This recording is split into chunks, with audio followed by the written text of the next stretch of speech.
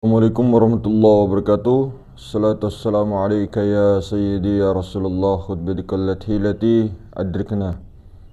Siapa sebenarnya hakikat rasa? Dan apa untungnya, apa keuntungannya kita itu mengenali hakikat rasa atau sejatinya rasa? Jadi kita jawab saudara-saudaraku, siapa sebenarnya hakikat rasa? Kalau kita mengatakan sebenar-benarnya rasa, berarti rasa di dalam rasa. Rasa di dalam rasa, itulah sebenarnya Rasulullah. Jadi ini tamsilan. Hakikat rasa itu sendiri adalah Rasulullah Muhammad awal. Dan inilah juga merupakan aslinya manusia, aslinya diri, hakikatnya diri. Semua diri yang asli daripada manusia, diri yang sebenarnya atau zat sebenarnya manusia, Bani Adam, itu adalah rahasia. Seperti kalau kita menyaksikan daripada pakaian-pakaian, baju, celana, dan sebagainya. Bukan baju itu yang ada. Bukan baju itu yang sebenar-benarnya baju. Bukan itu tubuhnya. Tapi sebenar-benarnya diri baju tadi ada lagi ke dalamnya. Di dalam baju ada daripada kain. Di dalam kain ada benang, di dalam benang ada kapas. Maka tubuh ataupun diri asli yang sebenarnya baju yang kita lihat ini, itu adalah kapas. Maka begitu juga dengan diri cucu Adam, diri manusia. Sebenar-benarnya dirinya, sejatinya dirinya adalah rasa di dalam rasa. Rasa itu banyak. Rasa yang dimaksud di sini bukan rasa manis, rasa pahit, rasa asam, rasa asin, bukan itu. Tapi rasa yang tidak bisa ditafsirkan, itulah rahasia. Jadi rasa sejati, rahasia. Siapa rahasia? Sir. Siapa sir? Rasulullah. Hakikat sir apa? Apa hakikatnya sir? Sir itu sifat. Hakikat sifat adalah tidak lain daripada zat. Al-insanu sirri wa ana sirruhu. Itulah yang disebut insan. Rahasia itu. Insan itu rahasiaku. Akulah rahasianya. Jadi insan itulah yang disebut rahasia. Inilah yang disebut sejatinya rasa atau hakikat rasa. Itulah sebenarnya aslinya manusia, Rasulullah. Dan apa keuntungannya? Keuntungannya adalah sebelum bertemu Allah, sebelum wasil kepada Allah Subhanahu wa taala, sebelum menyaksikan Allah, ketahui dulu apa yang membawa penyaksian tersebut kalau bukan rasa sejati. Apa yang membawa, apa yang menyaksikan kalau bukan rasa sejati. Karena yang mampu sebenarnya menyaksikan Allah Ta'ala, itulah rasa sejati. Coba kalau tidak ada rasa sejati, apakah kita masih bisa berjalan? Apakah kita masih bisa melihat? Apakah kita masih bisa mendengar dan sebagainya? Tidak bisa. Itu karena adanya pantulan daripada rasa sejati. Dia yang menggerakkan segala batang tubuh, menggerakkan nafas, menggerakkan hati, jantung, memompa darah dan sebagainya. Dia jugalah sebenarnya rasa.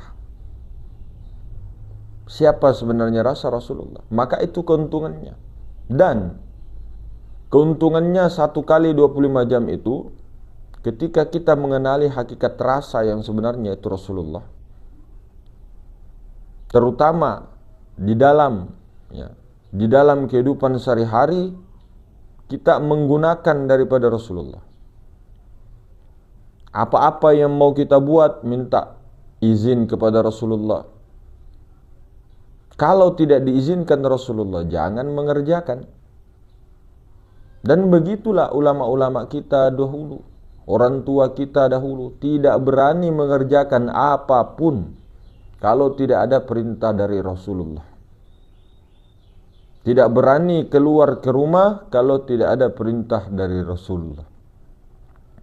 Tidak berani menjawab kalau tidak ada perintah dari Rasulullah. Tidak berani bekerja kalau tidak ada perintah dari Rasulullah. Tidak berani keluar dari khalwatnya kalau tidak ada perintah dari Rasulullah. Tidak berani mengajar kalau tidak ada perintah dari Rasulullah. Baik itu Rasulullah secara lahir ataupun secara hakikat. Nah, inilah orang-orang keuntungannya, masih banyak lagi. Dan di bulan ini, Maulidur Rasul, orang-orang seperti itulah yang mampu melahirkan Rasulullah. Karena setiap Bani Adam itu mengandung Rasul. Setiap Bani Adam mengandung amanah, mengandung Rasulullah. Nah, bagaimana orang-orang yang mengandung Rasulullah itu melahirkan Rasulullah kalau tidak tahu kedudukan Rasulullah? Kalau menafikan Rasulullah. Kita sering sebut-sebut Rasulullah, bahkan berselawat banyak-banyak kepada Rasulullah. Tapi kita tidak mau menghadirkan Rasulullah. Menghadirkannya hanya dengan kata-kata saja, tapi tidak dengan praktik. Tidak di dalam peleburan akan Rasulullah. Tidak di dalam kebersamaan dengan Rasulullah. Tidak di dalam praktik mengedepankan Rasulullah. Katanya imam kita Rasulullah, nabi kita Rasulullah, kita umatnya Rasulullah. Kenapa setiap apa yang mau kita lakukan tidak minta izin kepada Rasulullah? Nah, maka apapun yang dikerjakan, kebaikan-kebaikan apapun, amaliyah-amaliyah apapun, minta izinlah selalu dengan Rasulullah. Itulah yang sebenarnya kita dihantar ke dunia ini, selain daripada ma'rifatullah, kemudian mengenal Rasul, kemudian untuk mentajallikan sifat-sifat Allah Ta'ala melalui Rasulullah. Semua sifat-sifat Allah Ta'ala nyata kepada Rasulullah. Secara hakikatnya Rasulullah tak mempunyai sifat, karena sifat itu hakikatnya sifat Allah. Yang gerakkan daripada sifat-sifat itu adalah sifat Allah. Nah, jadi kalau Allah Ta'ala mentajallikan daripada sifatnya itu, tidak ada sifat-sifat lain selain sifat Allah. Hakikatnya semua adalah sifat-sifat Allah. Nah, cuma istilah di dalam ilmu tasawuf, di dalam kegiatan, di dalam daripada kegiatan sehari-hari, ketika tajalli daripada sifat-sifat Allah Ta'ala tadi melalui Rasulullah, maka itulah yang dikatakan orang-orang yang senantiasa bersama Allah dengan Rasulnya. Orang-orang yang senantiasa betul-betul taat kepada Allah dengan Rasulnya. Itu keuntungannya banyak. Maka Maulid ini melahirkan Rasulullah bukan hanya di bulan Rabiul Awal saja, tapi setiap hari. Setiap hari. Dan tidak hanya merayakan kelahiran saja, tapi bagaimana mengamalkan, melahirkan Rasulullah di setiap saat dan keadaan. Hikmahnya banyak sekali ketika Maulid itu. Banyak sekali. Terutama simbol-simbol yang diberikan orang tua kita, ulama kita tentang telur dan sebagainya. Nah, telur itu, lihat, perhatikan baik-baik di dalam itu. Di dalam putih telur itu ada inti daripada telur. Itulah kuning telur. Nah, itu aslinya, itu sirnya, itu rahasianya. Sama dengan kelapa. Nah, kelapa itu di dalamnya ada isi. Nah, di dalam isi lagi biasanya ada anak kelapa. Anak kelapa itu inti daripada kelapa itu. Semua yang namanya inti itu di dalam. Semua dari dalam. Nah, bukan berarti yang Rasulullah itu di dalam saja, tidak, meliputi. Kenapa di dalam yang inti? Karena yang lebih dahulu, yang lebih tersedia itu yang di dalam dulu. Yang lebih inti, yang lebih awal ada itu yang di dalam dulu.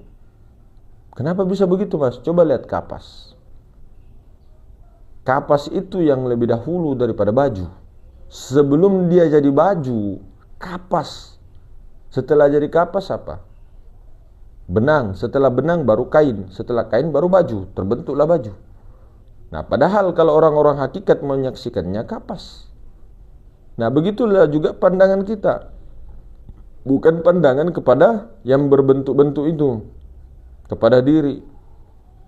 Tapi berbentuknya itu sudah lenyap di dalam kacamata hakikat. Dia hanya menyaksikan yang intinya, sejatinya. Itulah rasa sejati. Jadi hakikat rasa sejati adalah Rasulullah. Apa keuntungannya? Banyak sekali keuntungannya. Kita sebagai umat Rasulullah, itu tadi bagaimana mengedepankan Rasulullah, bagaimana praktek kita selalu di dalam izin daripada Rasulullah. Tidaklah kita mendurhakai Rasulullah. Barang siapa mendurhakai Rasulullah sama dengan mendurhakai Allah. Siapa yang tidak mengedepankan Rasulullah, melahirkan Rasulullah di dalam ibadahnya, siapa yang seperti itu adalah umat yang durhaka. Mau ulama sekalipun cerita, kiai sekalipun cerita, membawa cerita-cerita tentang Rasulullah, tapi kenapa tidak dipahamkan tentang hakikat Rasulullah itu?